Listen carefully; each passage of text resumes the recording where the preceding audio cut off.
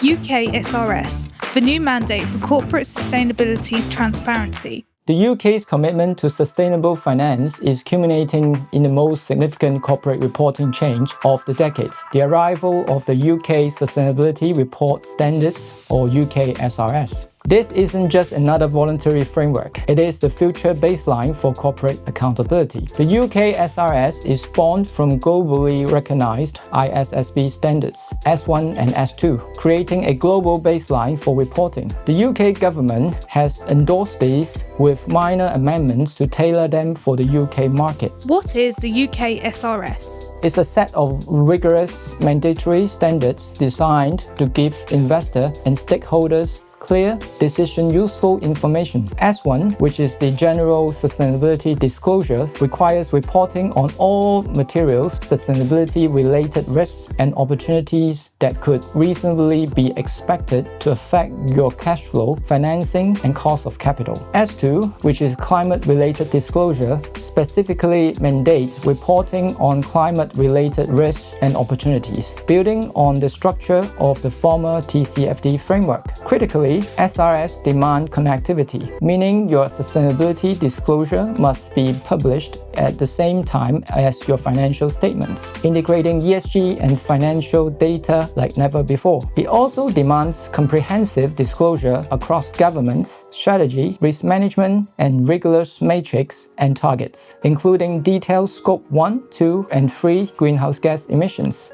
Who needs to report?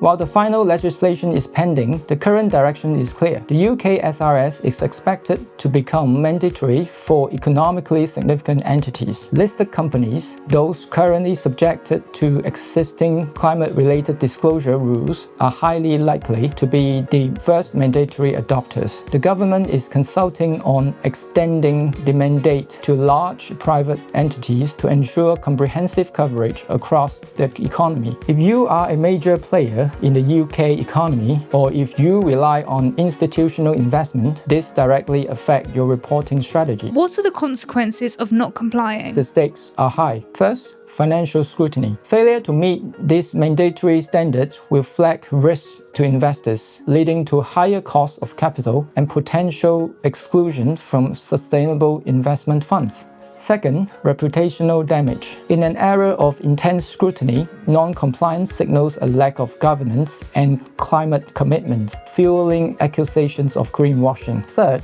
regulatory penalties. As a mandatory regime, failure to report correctly could lead to fines and regulatory actions from bodies like the FCA. The timeline is critical. Mandatory implementation is expected to begin for financial year starting as early as 2026 or 27. What needs to be done now? Preparation is paramount. Compare your current TCFD or voluntary ESG reports against the full requirements of UK SRS S1 and S2. The SRS requires high-quality, auditable data. You must integrate finance and sustainability data collection systems. Governance restructure. Assign clear accountability for sustainability-related risks and reporting at the board and executive level. This transition is complex, but you don't have to navigate it alone. At EIC Partnership, we specialize in making regulatory change your competitive advantage. We offer a complete SRS solution, pinpointing precisely where your current reporting falls short of the new S1 and S2 requirements. Data integration strategy.